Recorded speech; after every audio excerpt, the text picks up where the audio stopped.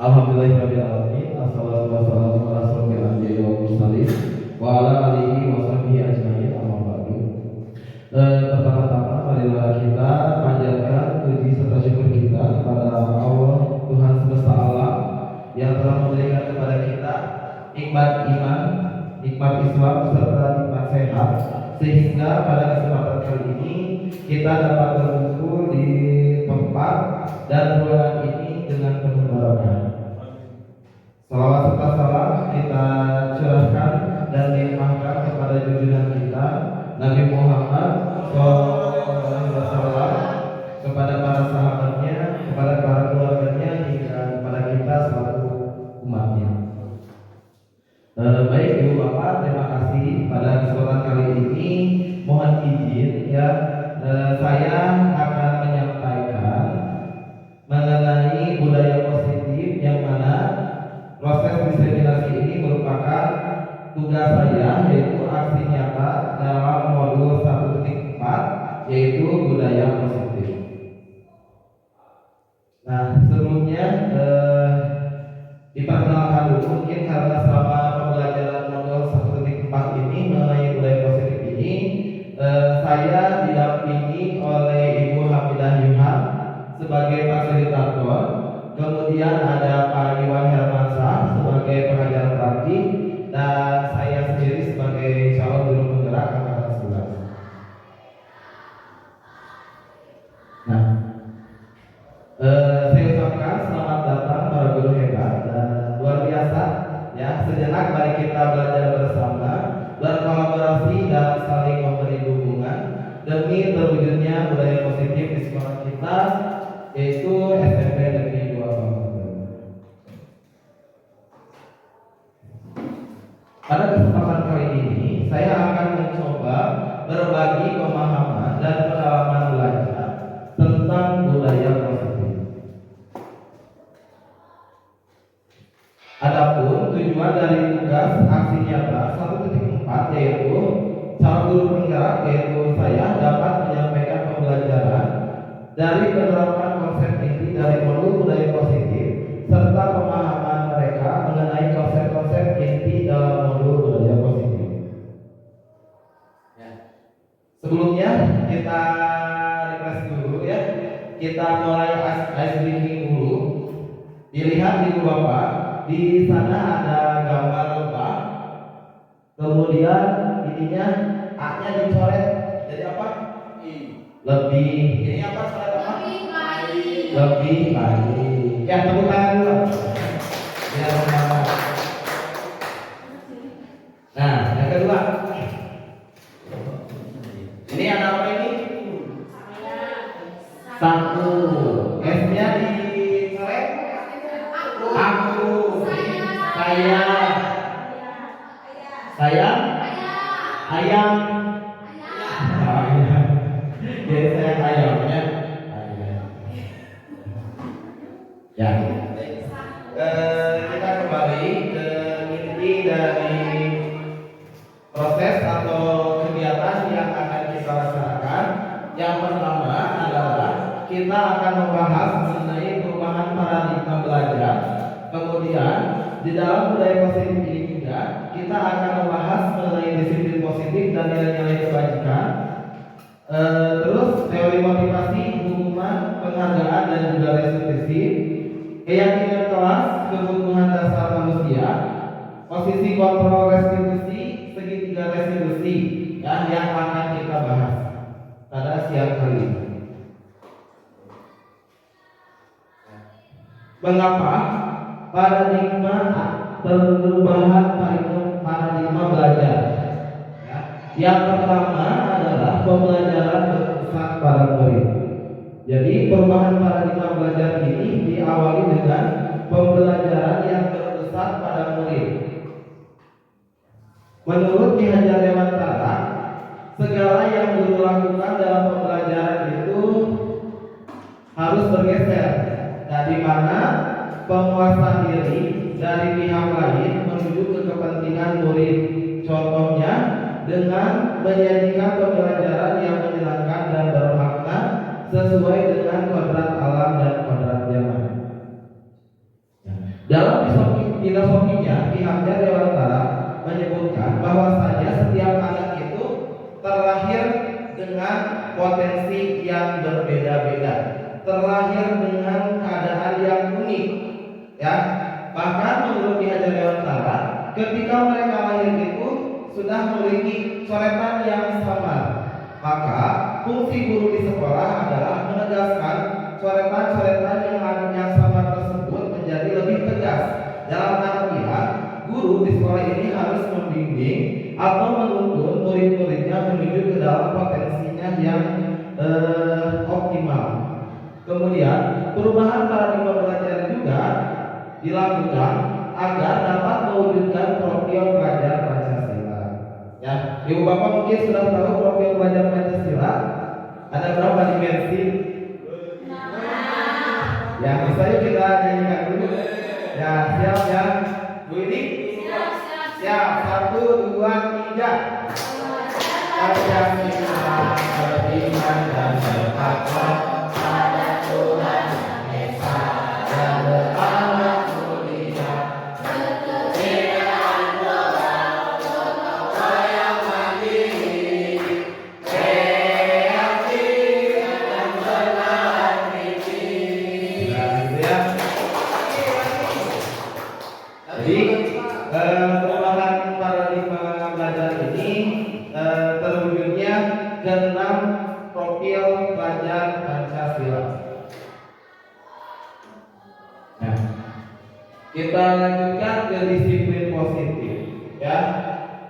Jika ibu bapak mungkin pada saat menjadi siswa atau sekarang menjadi ibu bapak guru, gitu ya, yang terngiang ketika mendengar kata disiplin itu apa?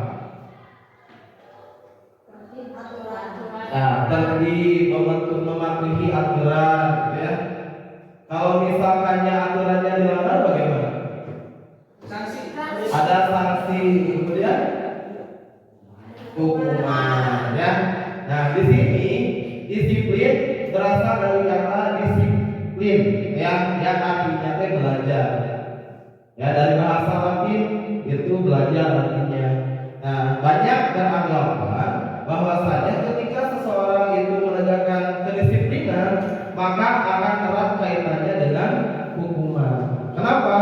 Karena pada umumnya, ya, orang tua atau bahkan guru di kita itu lebih cenderung ketika seseorang atau anak yang tidak mematuhi aturan atau tidak disiplin, maka akan berhadapan dengan konsekuensinya, yaitu hukuman, ya. Jadi banyak beranggapan bahwa pada penerapan disiplin itu merupakan hukuman. Kemudian penerapan disiplin positif, guru dan orang tua harus menghilangkan hukuman baik secara fisik ataupun mental, ya. Kemudian menurut Ki Hamzah Dewantara dan juga Jan Gossen, disiplin positif lebih kepada self disiplin, ya. Apa itu self disiplin? Ya, disiplin diri, gitu ya. Apabila seseorang itu merdeka atau dalam kaitannya kita sebagai guru ingin memerdekakan atau mewujudkan kemerdekaan bagi muridnya, maka di sana menurut Ki Hamzah Dewantara itu terdapat disiplin yang sangat kuat.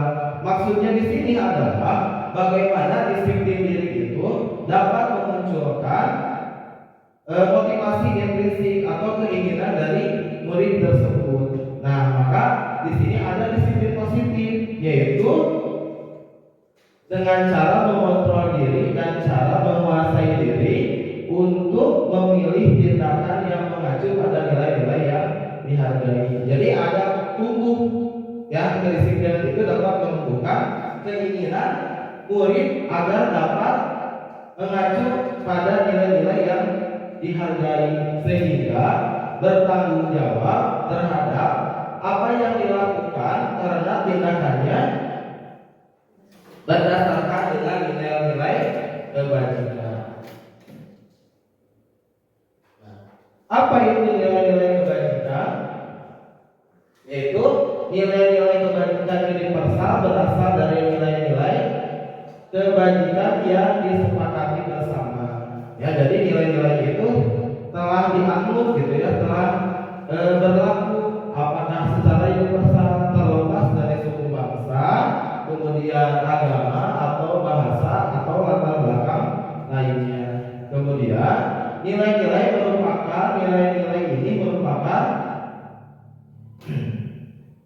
payung besar di mana nilai-nilai tersebut menjadi dasar bagaimana seseorang dapat berperilaku. Dan nilai-nilai kebajikan ini adalah sifat-sifat positif yang merupakan tujuan mulia yang ingin dicapai setiap individu. Ya, jadi nilai-nilai kebajikan itu adalah nilai-nilai yang baik, yang dianut nilai-nilainya atau dianggap ya baik oleh seluruh masyarakat, gitu ya. Contoh misalkan ketika anak membuang sampah, apakah itu sesuai dengan nilai kebajikan atau tidak? Sesuai. Membuang sampahnya ada tempatnya, gitu ya. Maka itu diaminkan atau diyakini sesuai dengan nilai-nilai yang berlaku di masyarakat, ya. Tapi ketika dia membuang sampahnya sembarangan, yang terjadi apa? Terjadi ketidaksesuaian dengan nilai-nilai kebajikan, sehingga perlu ditumbuhkan disiplin positif. Kemudian disiplin positif itu saya kaitkan dimulai dari William Glasser, yaitu menyatakan bahwa setiap perbuatan memiliki suatu tujuan. Ya, kita mau A, mau B, mungkin bagaimana niatnya atau tujuannya. Nah, bagaimana niatnya tersebut dikaitkan dengan nilai-nilai kebajikan yang diyakini seseorang, maka motivasi intrinsiknya akan terbangun, ya. Kemudian dapat menggerakkan motivasi dari dalam untuk mencapai tujuan mulia yang diinginkan. Nah, ketika seseorang itu sudah berperilaku, kemudian berperilakunya sesuai dengan aturan atau nilai yang dianut oleh seluruh masyarakat, maka di sini tumbuhlah suatu disiplin positif yang merupakan pendekatan dalam pendidikan untuk melakukan kontrol diri dan membentukkan motivasi intrinsik. Ya, mungkin ibu bapak bisa mengidentifikasi kira-kira penerapan disiplin positif di sekolah kita itu seperti apa?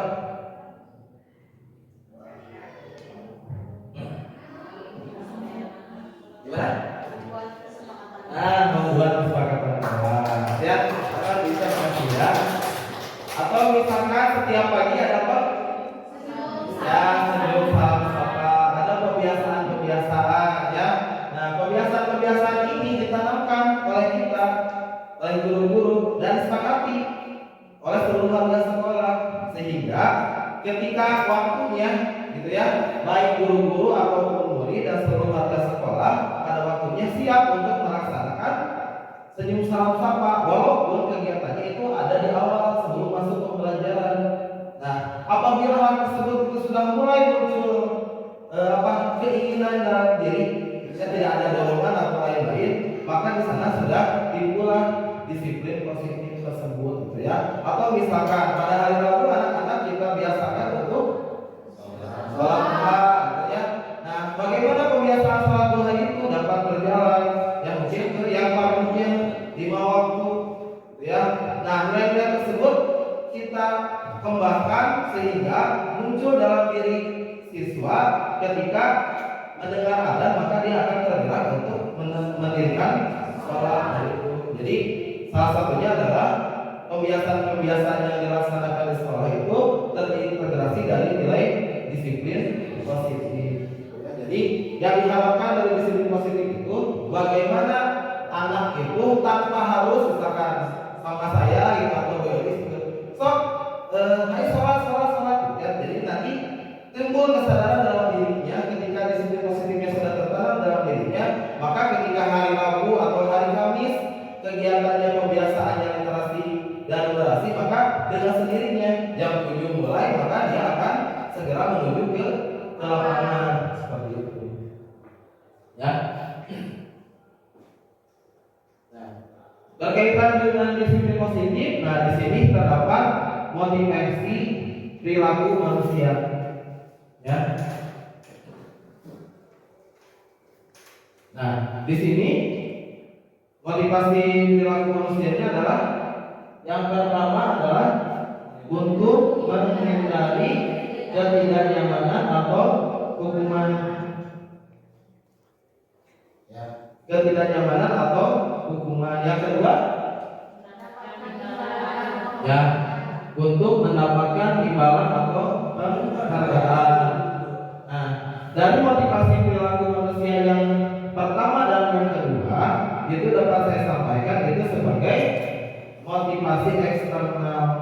Ya, apabila seseorang belum muncul nilai intrinsik dalam hidupnya, maka perlu ada pihak lain untuk menstimulasi, yaitu berupa tadi hukuman atau bisa jadi mendapatkan imbalan atau penghargaan dari orang lain. Misalkan kasusnya adalah ketika seorang anak datang ke sekolah lalu dia terlambat, ya, maka dia akan berlari karena takut terlambat, karena ada motivasi apa? Ya, bisa internal atau karena dia takut dihukum. Ya, jadi untuk menghindari ketidaknyamanan atau hukuman.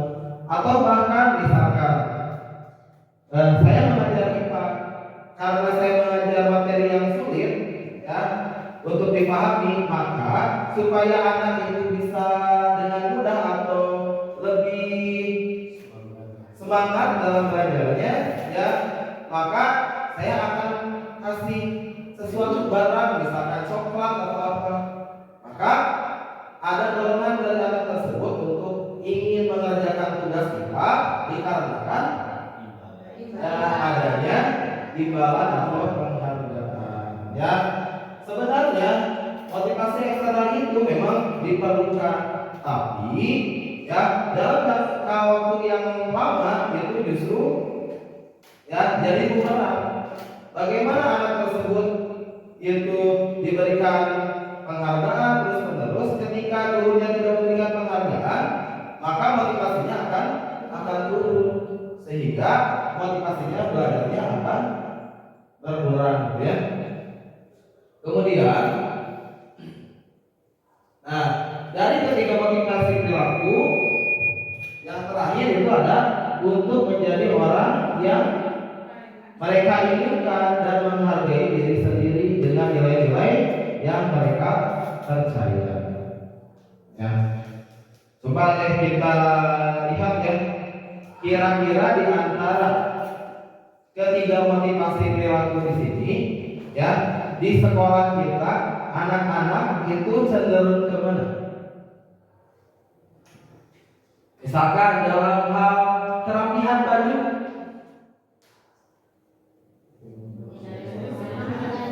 ya, untuk menghindari ketidaknyamanan atau hukuman. Contohnya seperti apa? Kan misalkan kerapihan, ya. Kan tadi Bu Sri bilang ketidaknyamanan, maksudnya gimana Bu Sri? Boleh. Seperti ini ya. Sering saya lewat di depan anak-anak. Anak-anak itu gak ditegur sama saya, tapi langsung bajunya kadang-kadang lihat saya saja langsung, karena saya pemahamannya apabila anak bajunya keluar ada dua kesepakatannya, mau masukin sendiri atau mau dimasukin sama ibu bajunya. Jadi anak takutannya ada ibu sih langsung lari masukin. Ternyata saya tahu ternyata pemahaman anak daripada dimasukin sama ibu mending masukin sendiri. Walaupun pada ujung-ujungnya ibu srinya udah lewat, bajunya keluar lagi. Ya seperti itu. Ya. Terima kasih Bu Sri, pendapatnya memang itu ya saya rasakan juga gitu ya. Ketika anak-anak diajak untuk rapi gitu ya, maka ada yang sadar memang dari rumahnya sudah rapi dengan menggunakan dasi, baju dikedalamkan gitu ya, rapi. Ada juga yang kalau ada guru baru gitu ya, dimasukkan gitu ya. Berarti itu baru motivasi eksternal. Nah, tugas kita yaitu bagaimana memupuk supaya motivasi internal dalam diri anak itu terwujud gitu. Jadi ada guru atau tidak, ya, dia akan senantiasa berpenampilan rapi, ya. Padahal terkait dengan rambut, Pak Henry, gimana kira-kira motivasi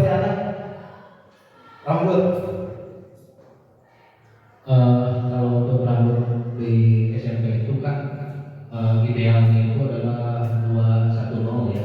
Sampai dengan budi ya. Bagaimana kita menerapkannya supaya anak-anak untuk laki-laki ini gitu kan? Intinya kalau untuk yang laki-laki balik lagi ke gurunya, ke guru-guru laki-lakinya, ke bapak gurunya. Kalau gurunya dia gondrong, ya mungkin dia gondrong. Jangankan gondrong, kita juga udah pendek, mereka tetap kue. Nah, bagaimana cara menerapkannya supaya anak itu tertanam kesadaran dirinya untuk masalah rambut? Yang pertama bisa aja anak itu dengan tadi ada kesepakatan kelas dari awalnya. Yang kedua itu ada dari kesiswaan dengan pihak sekolah sudah membuat sebuah satu keyakinan atau aturan mainnya ada dimensi seperti apa supaya mereka itu lebih mengenali untuk kesadaran dirinya. Yang kedua ini ada yang di luar ini Pak, kalau menurut saya ini aturan itu bisa diterapkan supaya anak tahu bagaimana kedisiplinan kita di sekolah ini. Yang pertama, sekolah itu harus bisa atau kita menerapkan yang namanya membuat buku saku tata tertib Pak, yang pada saat pembagian itu di awal tahun pelajaran pada saat mereka masuk. Ya, di buku itu kan nanti ada. Jadi kalau kita menunggu juga, ini udah kesepakatan. Itu salah satunya dari mama. Ya, terima kasih Mbak Hendri ya. Tepuk tangan dulu.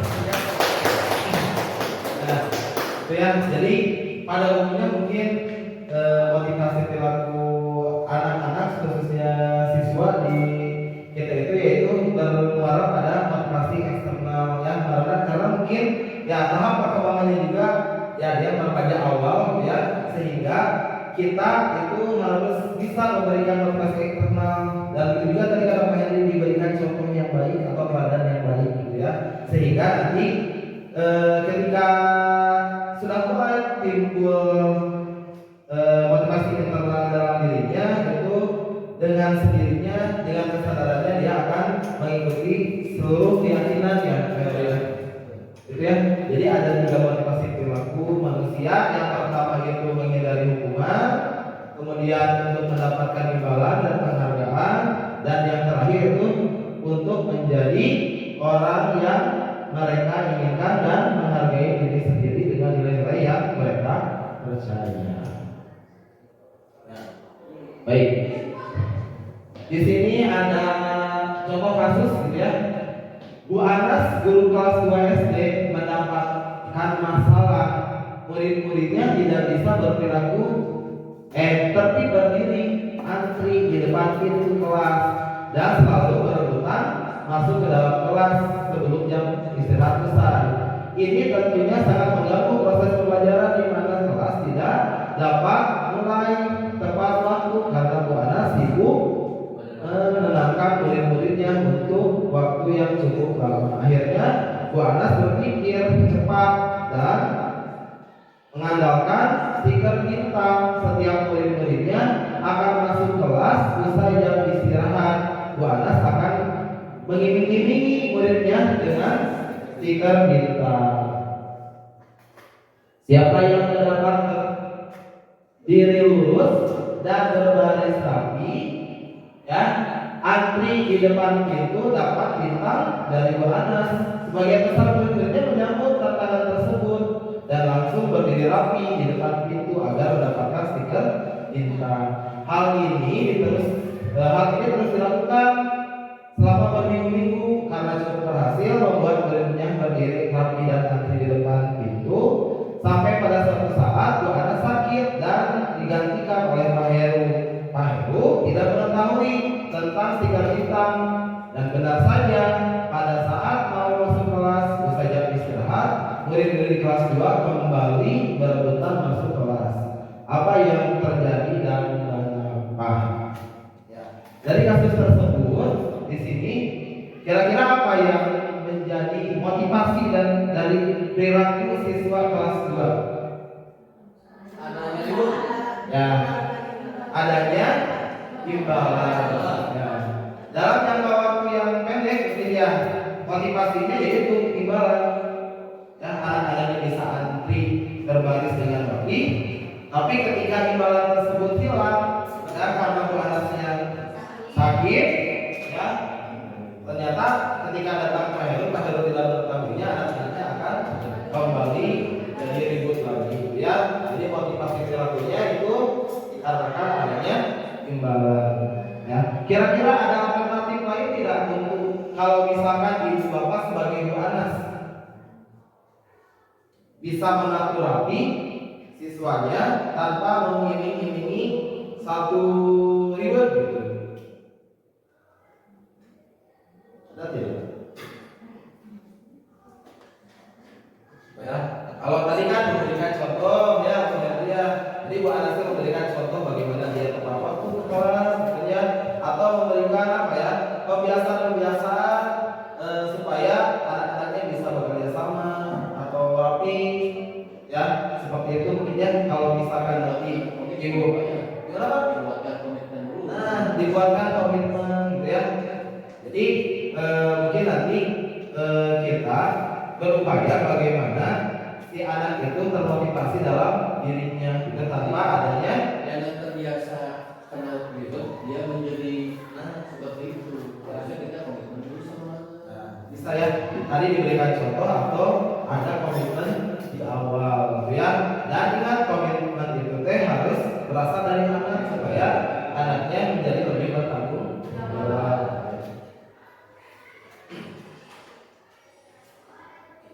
Di sini penghargaan itu adalah bentuk pengakuan atas pencapaian siswa dalam belajar. Memberikan penghargaan kepada siswa dapat meningkatkan motivasi belajar dan memberikan rasa percaya diri pada siswa.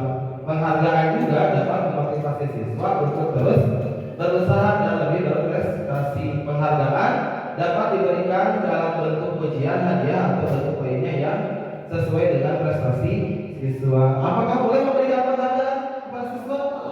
Boleh ya, sebagai bentuk apresiasi karena dia telah melakukan hal yang lebih baik gitu ya. Tapi bentuk penghargaannya itu disesuaikan dengan perilaku yang ditunjukkan oleh anak tersebut. Berikutnya ada hukuman, konsekuensi dan restitusi. Ya, itu hukuman yang di tengah ada konsekuensi. Ada restitusi. Nah, ada yang membedakan antara hukuman, konsekuensi dan restitusi. Ya, kalau hukuman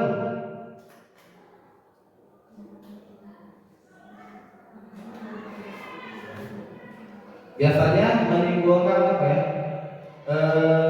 Ketakutan gitu ya kalau dihukum. Kelak dihukum, ya anaknya bakal takut.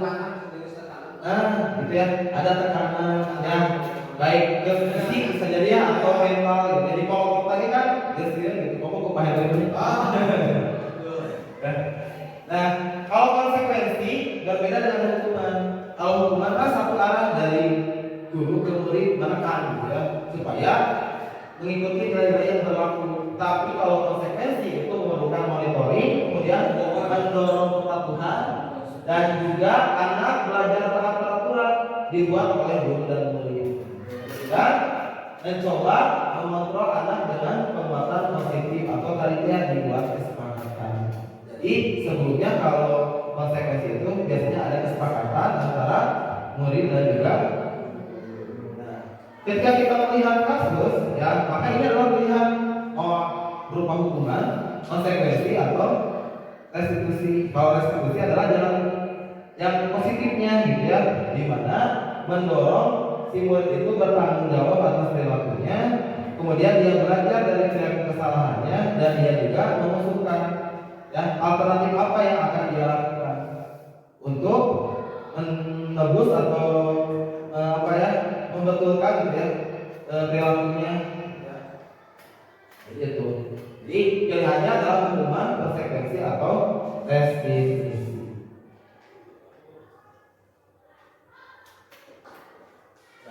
Di sini ada contoh kasusnya, ya. IPA kurang menguasai pelajaran matematika, wanita ya pelajaran matematika ya, sehingga pada saat pelajaran tersebut terlangsung dia lebih banyak berdiam diri atau menggambar di buku pelajarannya.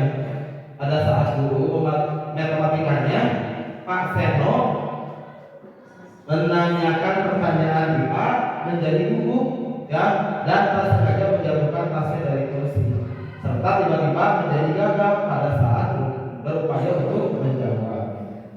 Seluruh kelas pun tertawa melihat perilaku IPA yang bicara tergagap dan terkejut tersebut. Pak Seno pada saat itu membiarkan teman-teman IPA menertawakan IPA yang tergagap dan malu luar biasa, dan malahan minta IPA untuk maju ke depan dan berdiri di depan kelas sambil menunjuk hidungnya karena tidak bisa menjawab pertanyaan Pak Seno. Kelas makin gaduh dan anak-anak pun tertawa melihat IPA di depan kelas untuk memegang ujung hidungnya. Ya, jadi ada anak tidak bisa mengerjakan soal, ditanya pertanyaan tidak bisa menjawab, kemudian dia menjadi gaduh, ya, oleh gurunya diajak maju ke depan dan diberi hukuman untuk, ya, kira-kira di sini Pak Seno itu memberikan hukuman atau konsekuensi? Hukuman, ya. Bagaimana, saudara? Hukumannya itu jangan di muka umum gitu ya, jangan di depan teman-temannya. Kita harusnya memanggil dulu anak tersebut ke ruangan khusus, kita kasih tahu bahwa kalau itu salahnya seperti itu.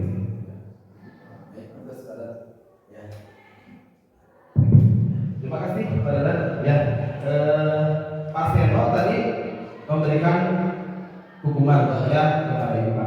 Nah, tadi bagus ya, daripada seharusnya tidak memberikan hukumannya di depan teman-temannya, karena kan ada respon ya dari teman-temannya menertawakan, ya, dia menjadi mentalnya jadi rusak ya, saudara ya, anak itu ketika dipermalukan di depan umum, ya, seharusnya tadi alternatifnya memberikan layanan atau bimbingan di luar jam pelajaran.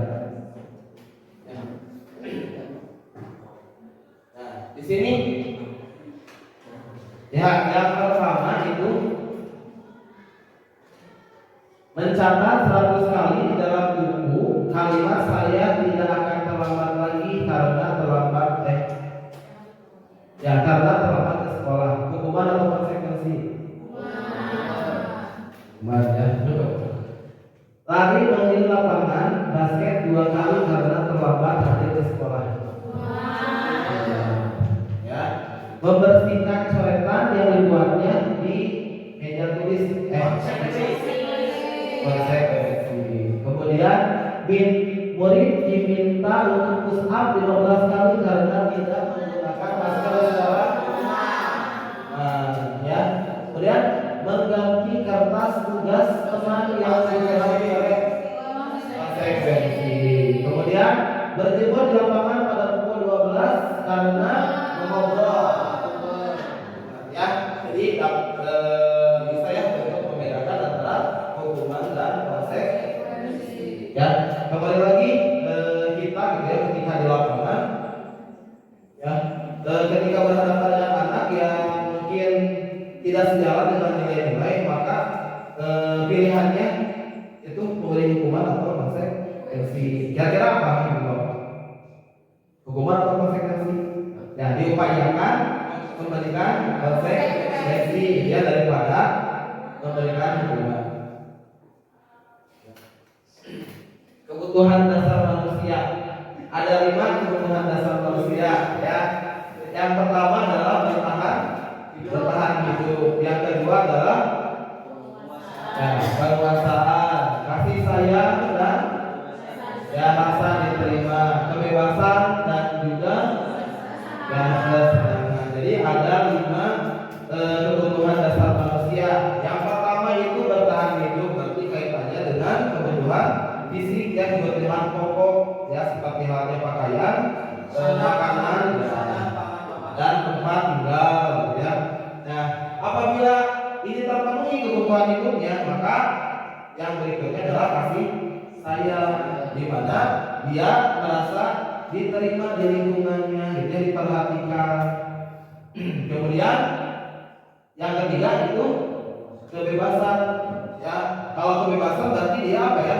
Memiliki dia itu kayak mandiri gitu ya, otonom dalam memilih perilakunya atau pilihan-pilihannya gitu ya, itu kebebasan. Hidup adalah pilihan. Ya. Ya. Kemudian penguasaan. Kalau penguasaan itu berarti bagaimana dia dapat diterima ya akibat ada konsekuensi dari penguasaan terhadap suatu bidang.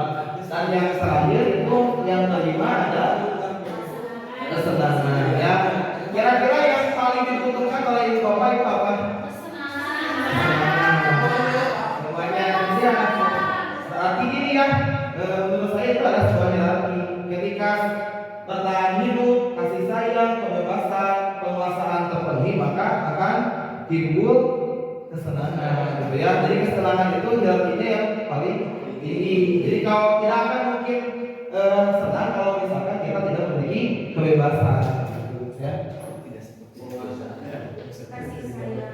Kasih sayang. Apa kira kasih sayang? Harus disayang. Atau ini?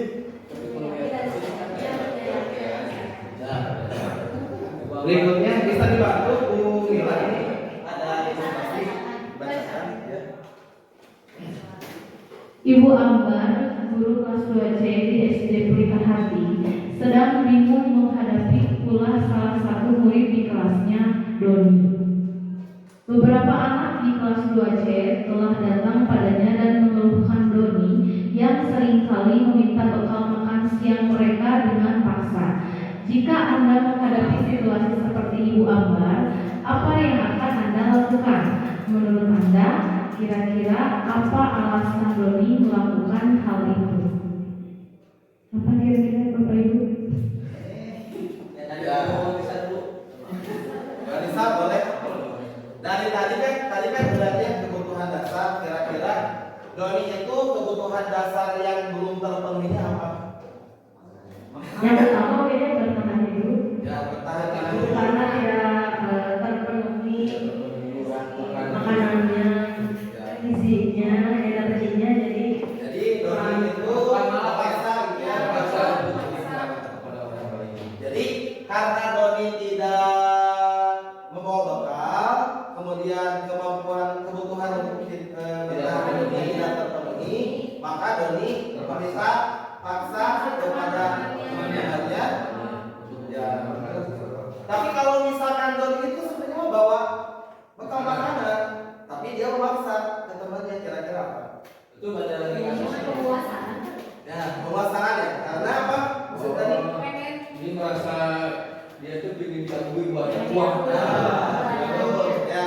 Jadi kalau misalkan ya kita mungkin bertemu dengan kasus seperti Doni seperti ini, kita harus kalau Abu tanya dulu kenapa?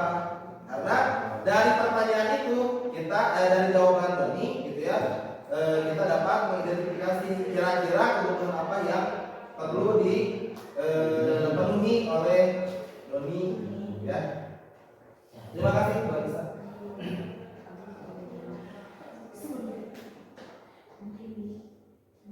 Nah, sini ya.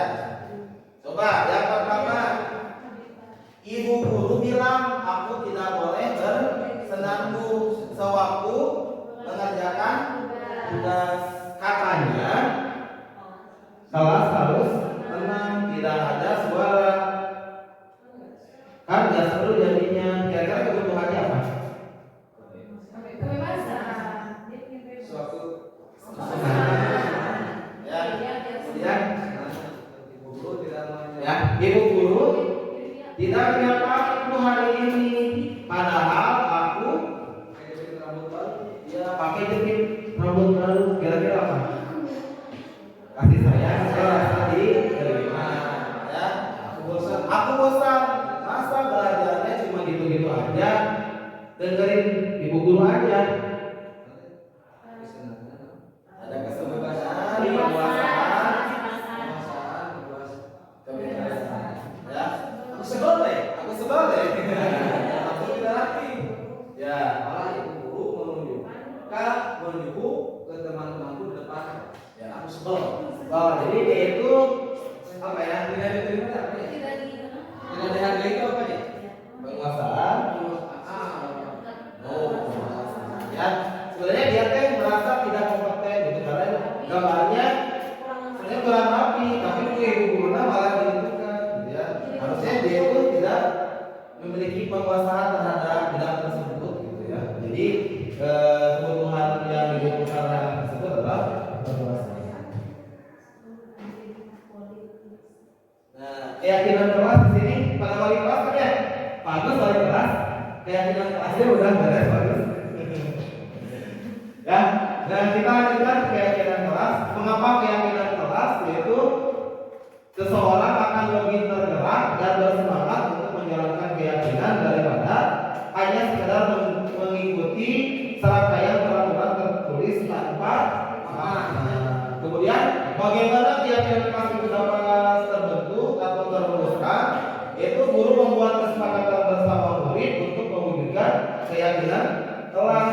Keyakinan kelas berisi pernyataan kebajikan universal yang diakui bersama.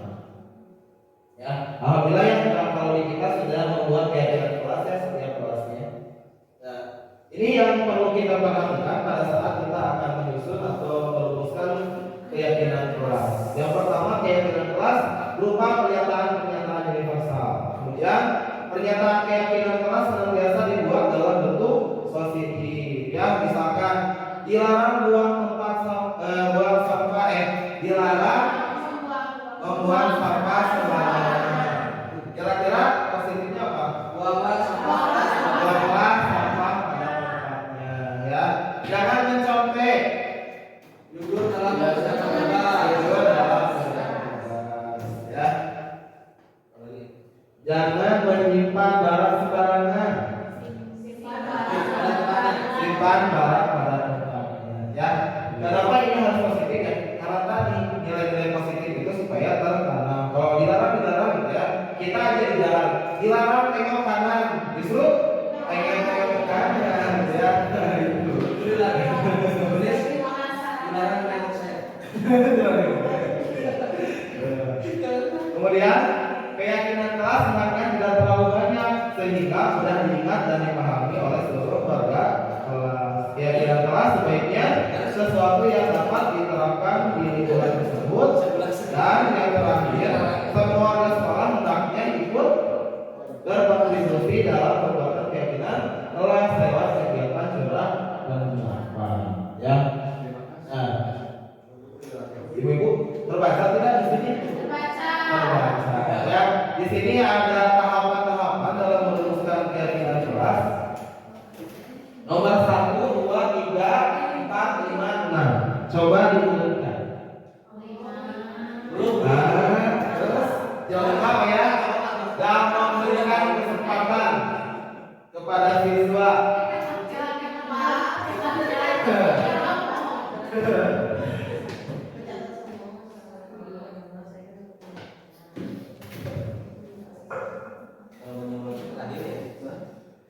Bibi, gimana Bibi? Kelihatan. Kelihatan. Ya. 5, benar ya? Terus 5, 4, 6, 2, 1, ada 3 ke bawah. 5, 4, 3, 6, 2, 1. Kita cek ya. Ya. Benar ya, Putri, terima kasih ya. Yang pertama itu apa? Memberikan kesempatan kepada semua siswa untuk menjelaskan tentang peraturan yang perlu disepakati di kelas. Yang kedua adalah mencatat semua masukan siswa di papan tulis atau di kertas besar sehingga semua dapat melihatnya. Kemudian menyusun keyakinan kelas. Ya, saya prosedur. Paling bagus dibantu bagus. Menyusun keyakinan. Ya,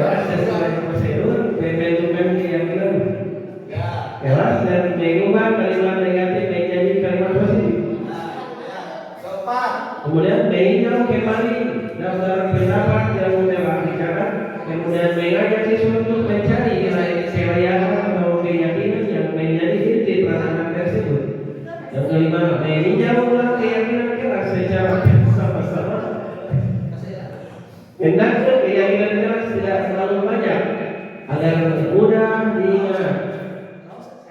Dan terakhir, setelah keyakinan keras selesai dibuat, maka semua anggota keras dapat meninjau ulang dan menyetujuinya dengan penerapangannya, guru dan siswa. Ya, ini mungkin tahapan yang Ibu Bapak yang sudah ditempuh ya ketika melaksanakan atau ingin merumuskan keyakinan keras. Nah, keyakinan keras itu jangan terlalu banyak sehingga dapat atau lebih mudah diingat oleh siswa. Di mana nilai-nilai kebaikan universal ini harus ada ya dalam penyusunan keyakinan keras. Ya, misalkan nih. Coba Ibu Bapak ada nggak kalimat keyakinan keras? Satu aja.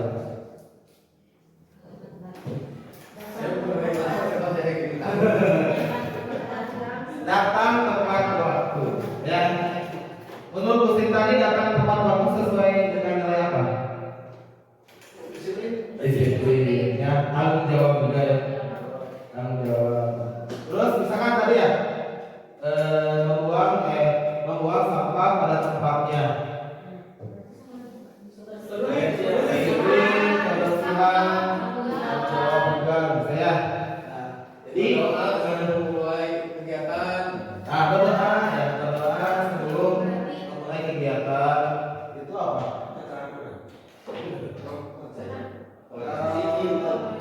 Ya, berdoa apa? Kira-kira kalau berdoa bersyukur terus ya.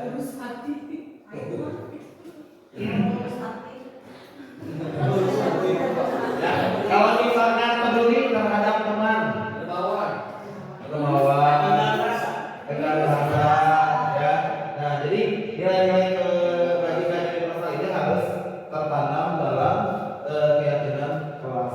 Tidak pernah menyinggung orang lain, lurus hati. Gampang cuek.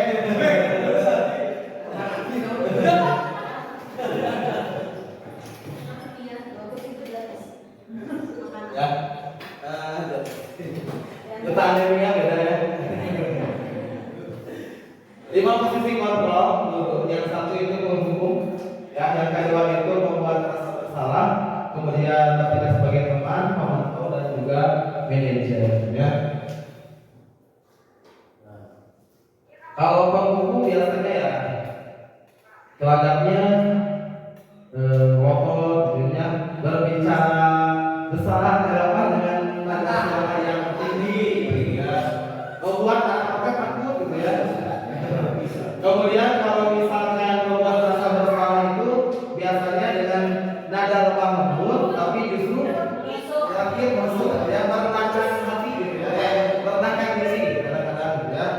Kalau teman, posisi kontrol sebagai teman, mitra ya biasanya diawali dengan humor, ya.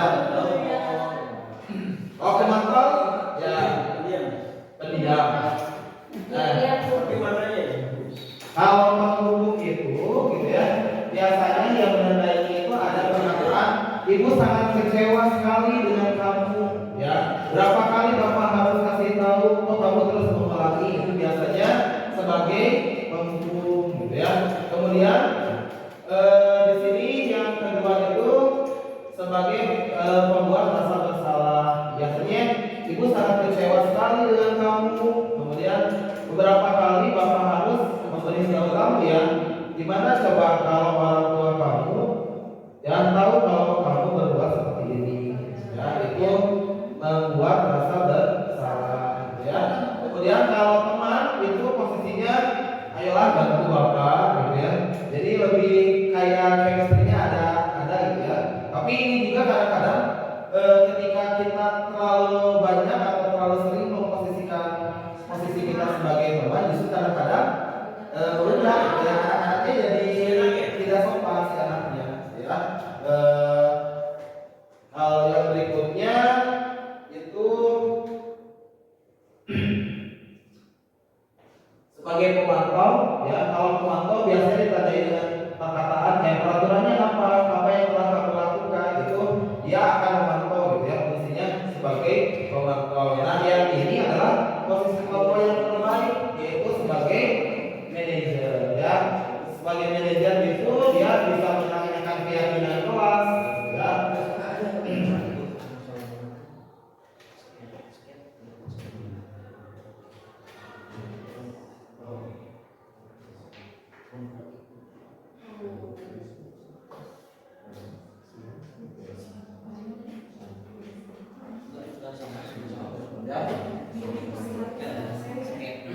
Ini ada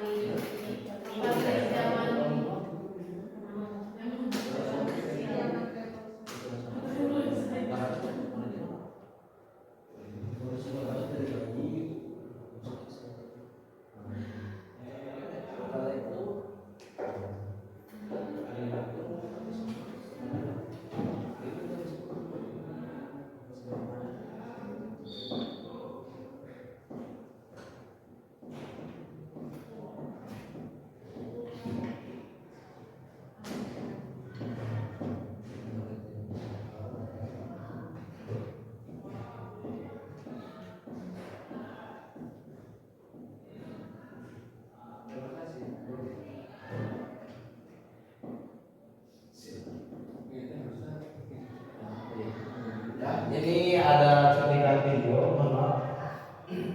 Jadi ada anak namanya Sabrina itu, dia masuk kelas, kemudian ditegur oleh gurunya, ya. Kemudian ditanya kenapa kamu datang terlambat ke sekolah, terus gurunya melihat juga ternyata dia itu tidak memakai sepatu yang sesuai dengan aturan sekolah.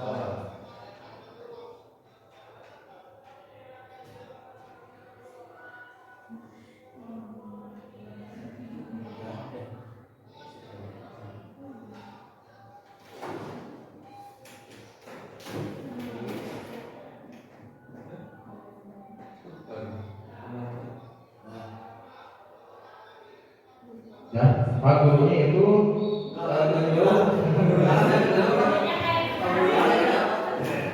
menyuruh Sabrina untuk membuka sepatunya gitu ya, seharian tidak beralas kaki di sekolah. Dari cuplikan video tersebut, maka posisi kontrol yang Pak Guru itu terapkan kepada Sabrina itu sebagai penghukum, ya. Kenapa sebagai penghukum? Ya, dihukum dan tidak memberikan toleransi, gitu ya. Kejam gitu ya.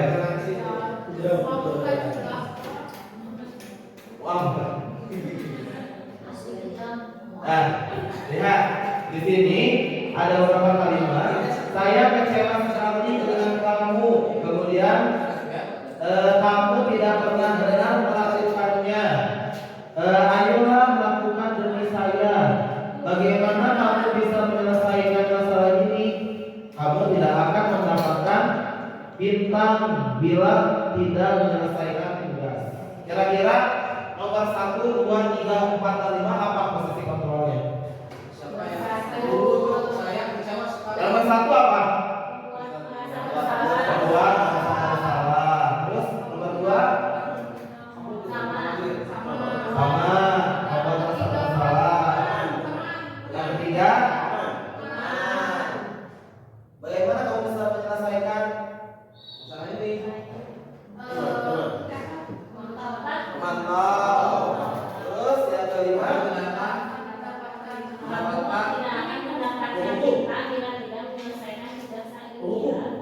kamu sudah akan mendapatkan. Kita lihat ya.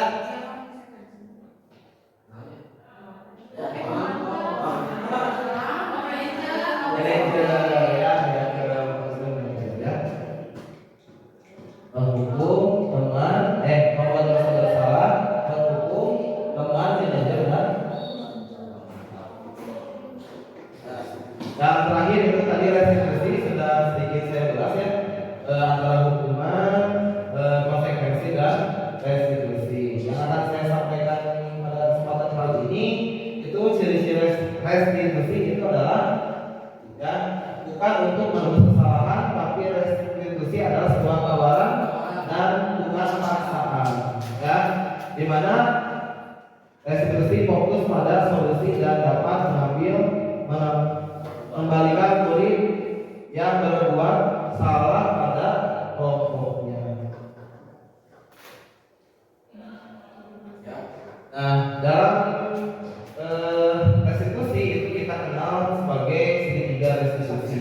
Dan ada 3 tahapan dari segitiga restitusi ini. Yang pertama adalah menstabilkan identitas.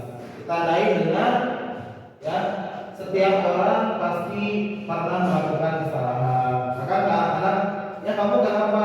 Ya bapak mengerti gitu ya. Karena setiap orang pun pernah melakukan kesalahan. Itu biasanya untuk menstabilkan identitas, mengembalikan ya siswa yang tadinya berperilaku tidak sesuai dan menyadarkannya sehingga berperilaku sesuai. Ya. Yang kedua adalah validasi tindakan yang salah, yang memvalidasi.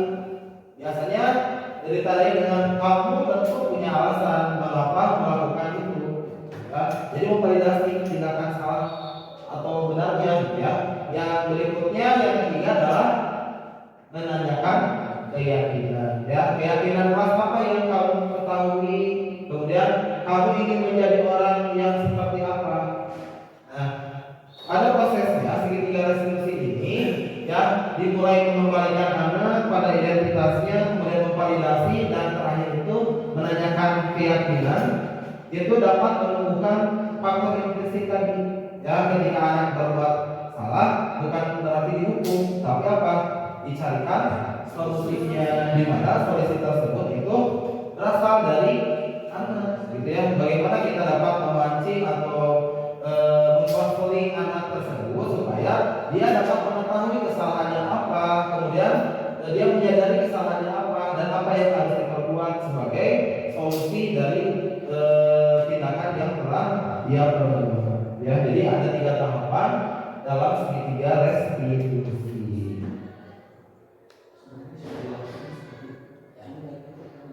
Nah, alhamdulillah ya, kegiatan ini selesai ya. Mudah-mudahan ibu bapak bermanfaat, gitu ya. Mohon maaf juga karena mengganggu jam istirahatnya. Kemudian terima kasih juga atas kehadirannya. Mudah-mudahan banyak manfaat yang diterima ya, dan menjadi pahala dan keberkahan untuk kita semua. Dan semoga harapan saya gitu ya, diskusi kita hari ini itu dapat menggugah ya, dapat menggerakkan diri kita gitu ya, diri kita untuk menjadi manusia yang lebih baik. Terima kasih. Kita akhiri kegiatan hari ini dengan kegiatan alhamdulillah. Alhamdulillah. Ya, wassalamualaikum warahmatullahi wabarakatuh.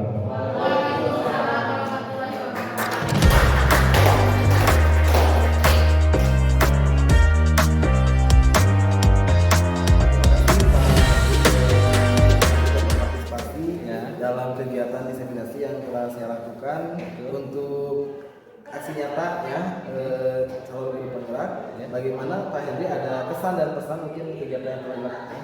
Oke, menurut saya ini baik sekali Pak Pade ya. Terima kasih saya untuk pribadi saya begitu. Karena tadi waktu kita menyimak, memahami apa yang Bapak paparkan tentang disiplin positif, ini luar biasa.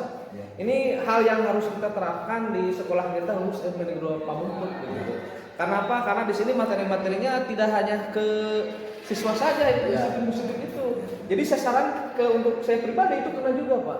Artinya disiplin positif ini memberikan sebuah paradigma baru begitu kan di masa-masa sekarang. Anak-anak kita itu kalau kita padukan dengan kebiasaan sehari-hari itu sangat agak jauh lah dari disiplinnya itu ya. Ya makanya ketika Bapak memaparkan tentang disiplin positif, sekali lagi dari saya cukup satu kata, luar biasa, mantap, jelas dan memotivasi kepada terima kasih Pak Hendri ya. Terima kasih ya. Sama-sama Pak Hendri. Mudah-mudahan ilmunya ya, sharingnya kita dapat berlanjut ya. Siap, saya tunggu sharing berikutnya. Terima kasih Pak Hendri. Bagaimana kesan dan pesan tadi setelah saya menyampaikan materi mengenai budaya positif? Ya, alhamdulillah saya pribadi ucapkan terima kasih banyak kepada Pak Padli karena menyampaikan ilmu dan informasi yang bermanfaat sekali, terutama untuk mendukung profesi kita sebagai guru dan erat kaitannya dengan kehidupan kita di sekolah ya Pak ya. Matanya disampaikan dengan bahasa yang sederhana dan juga mudah untuk dipahami oleh kita sebagai pendengar. Nah, adapun materi-materinya sangat menarik Pak, terutama yang menarik sekali buat saya materi mengenai disiplin positif. Kemudian saya menjadi mengetahui ternyata ada kebutuhan dasar dari manusia, dasar dari kita sebagai manusia ya, ternyata ada 5 dan itu tentu saja membuka wawasan baru. Juga materi yang tidak kalah penting tentang posisi kontrak seperti itu. Pokoknya semangat terus, sukses untuk Pak Padli dan calon guru penggerak angkatan 11 yang lain. Ini terima kasih Mbak Nisa. Selamat ya. Terima kasih Bu Sri ya sudah ikut hadir ya dalam kegiatan diseminasi mengenai budaya positif. Mungkin ada pesan dan kesan selama kegiatan berlangsung Bu Sri? Selama tadi presentasi Pak Padli ternyata membuka mata atau pandangan saya tentang bagaimana disiplin positif. Ternyata sepanjang ini saya mendidik anak itu beda zaman, beda arahan, dan sekarang sudah mulai terbuka dengan arahan dari Pak Padli. Semoga kedepannya guru penggerak lebih hebat dan Pak Padli lulus dengan aman lancar. Ya, amin. Terima kasih doanya. Mudah-mudahan juga harapan budaya positif ini dapat di